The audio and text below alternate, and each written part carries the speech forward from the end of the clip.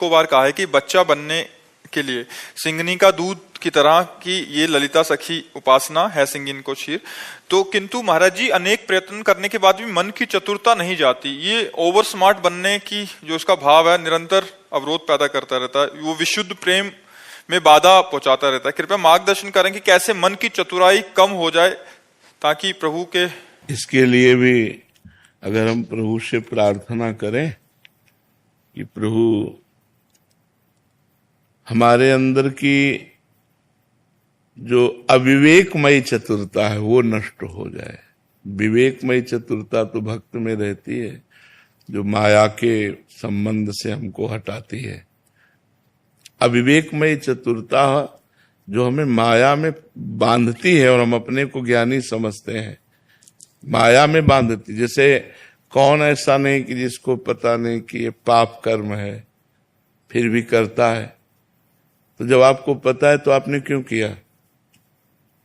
बोले हम नहीं चाहते थे फिर भी हो गया। मतलब अज्ञान, अज्ञान की प्रवीणता।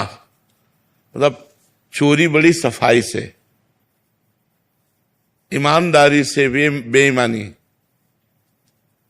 ईमानदारी से बेईमानी मतलब बहुत सफाई से झूठ बोलना, बहुत सफाई से बेईमानी करना, ये बहुत सफाई से अपने साधन को चौपट कर देना।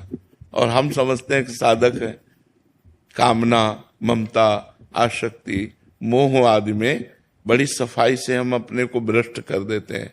तो ये जो अविवेक रूपी चतुरता है ये नष्ट हो जाए। हे भगवान मुझे सहज स्वभाव दीजिए।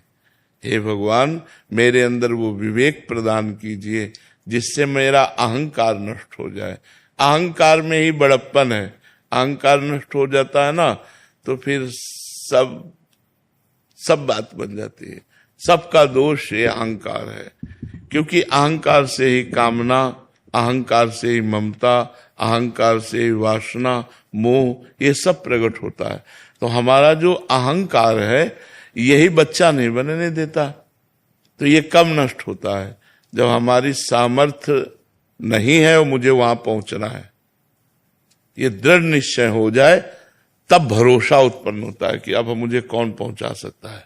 तो निकुंज में हमारी पहुंचने की सामर्थ्य नहीं है, क्योंकि वहां जहां ब्रह्मेश्वर आदि सुदुरूह पदारविंद, ब्रह्मा, ईश्वर, भगवान शिव, बड़े बड़े यद नारदाजे शुकैरगम्यम, नारद जी, अजमाने ब्रह्मा, ईश्माने भगवान शंकर, इन बड़े बड़ों के लिए जो अगम्य विषय है वो है निकुंज रस, वृंदावन रस, जहां कि प्रगट के रज की याचना भगवान शंकर शनकादि करते हैं। किशोरी तेरे चरणन की रज पाऊं, बैठ रहा कुंजन के कोने श्याम राधिका गाऊं, जो रज शिव शनकादिक दुर्लभ, जो रज शिव शनकादिक दुर्लभ। ये प्रेम रज बड़ी दुर्लभ है। तो दुर्लभता जब हमारे दिमाग में आ जाएगी और अपनी कमजोरी नजर आएगी, तब हम बच्चा बन जाएंगे। अभी हम निकुंज की प्रबल लालसा नहीं हुई और अपने में कमजोरी महसूस नहीं हो रही, क्योंकि अज्ञान है। अज्ञान हट जाए तो कमजोरी ही कमजोरी अपने को दिखाई देने लगेगी। जैसे अपने हैं ना, बिल्कुल ऐसे हैं यंत्रवत।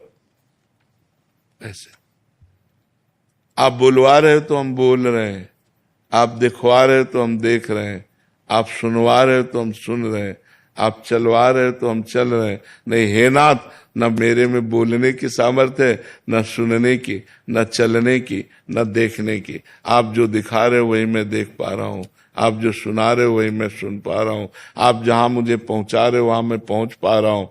ये अहंकार रहित होने पर स्थिति आती है।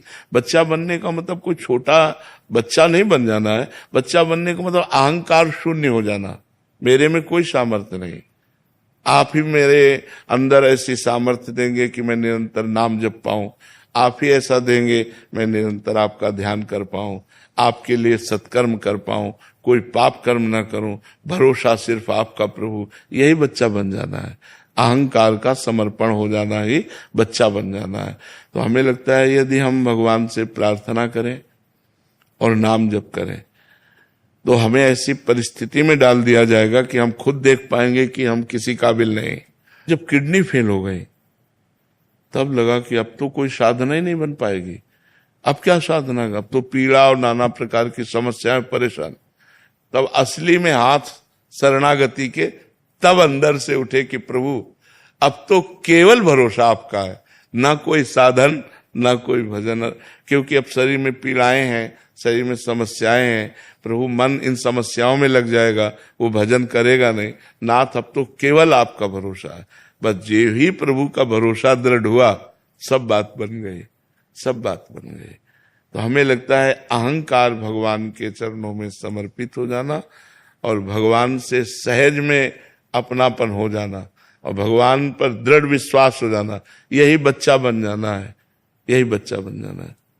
जी शिवेंद्र सिंह जी। राधे राधे महाराज जी। महाराज जी, भगवान के प्रति सच्चे प्रेम की भावना क्या होती है और उनकी आराधना करने का सही तरीका क्या है फिर? सच्चे प्रेम की भावना जिया ना जाए,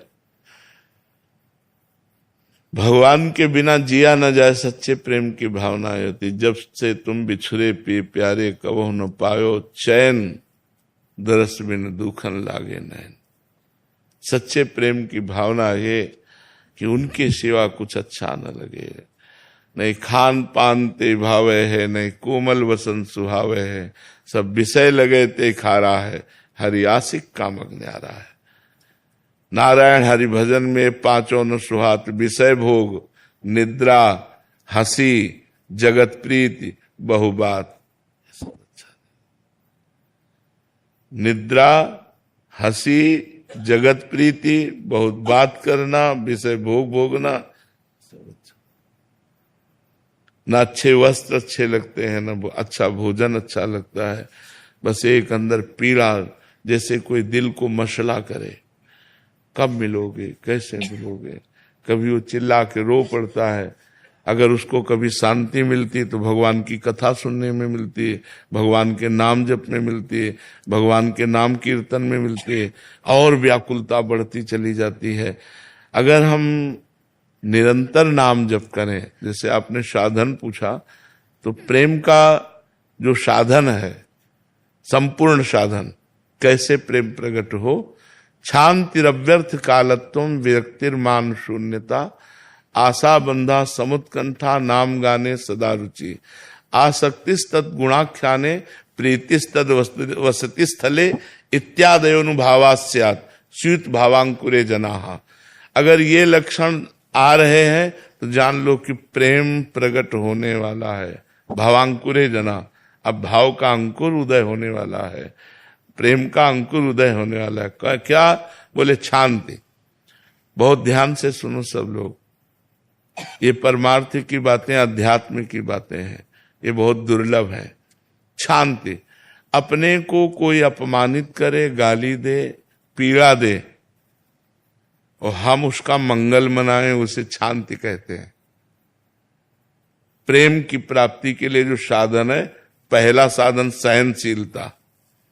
इतना सहनशील हो कि आपको कोई गाली दे, आपका कोई बुरा करे और आप उसका अच्छा करो, अच्छा बनाओ।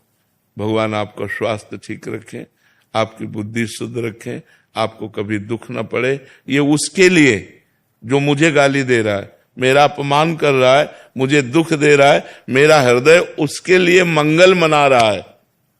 ये शांति। और अव्यर्थ कालत्वम, दूसरा नंबर, अव्यर्थ कालत्वम। एक भी मिनट भगवान के भजन से खाली ना जाए। कभी कथा सुन रहे हैं, कभी भगवान के लिए कर्म कर रहे हैं, भगवान का स्मरण कर रहे हैं। भगवान को एक मिनट भी ना भूलें, एक मिनट भी समय व्यर्थ ना जाए प्रेम प्रकट करने के लिए। अव्यर्थ कालत्वम। तीसरा, विरक्ति, लोक परलोक के भोगों से वैराग्य हो, कुछ अच्छा न लगे। विरक्ति, न इस लोक के न सुने हुए परलोक के, समस्त भोगों से वैराग्य हो। मान शून्यता, चौथा, कोई हमें प्रणाम करे, कोई हमारी वाहवाही प्रशंसा करे, अच्छा न लगे, बुरा लगे। जैसे कोई हमें गाली दे, निंदा करे तो लोगों को बुरा लगता है, ऐसे हमारी प्रशंसा करे तो बुरा लगे आपको, अच्छा न लगे। मान शून्यता, कोई आपको प्रणाम कर रहा है, आपको अच्छा नहीं लग रहा, आप ऐसे। कोई आपकी वाहवाही प्रशंसा कर रहा है लेकिन लोगों को अच्छा लगता है, लेकिन उसको अच्छा नहीं लगेगा, जो प्रेम मार्ग का प्रतीक है। मान शून्यता। पांचवा, आशा बंधा, इसी जन्म में भगवान की प्राप्ति मुझे निश्चित हो जाएगी, ये दृढ़ आशा हो जानी चाहिए। समुत्कंठा, उत्साह पूर्वक नाम गाने सदा रुचि, प्रतिक्षण उत्साह, राधा राधा राधा राधा, और रुचि हो गई है। अब वो राधा नाम छोड़ नहीं सकता, कृष्ण नाम छोड़ नहीं सकता, राम नाम छोड़ नहीं सकता, जो नाम पकड़ा उसे खूब निरंतर जप रहा है। समुत्कंठा, उत्साह सहित नाम गाने सदा रुचि, नाम गाने में उसकी बहुत रुचि हो गई, भगवान के नाम गुण लीला का गान कर रहा है।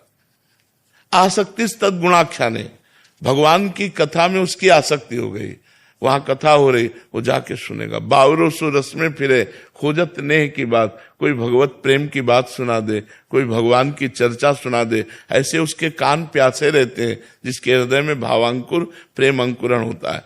प्रीति तद वसति स्थले, जो भगवान की लीला स्थली है, चित्रकूट, अयोध्या राम जी की जैसे, कृष्णचंद्र जी की जैसे, वृंदावन, ब्रजधाम, मथुरा, द्वारिका, इनमें हमें प्रेम होना चाहिए।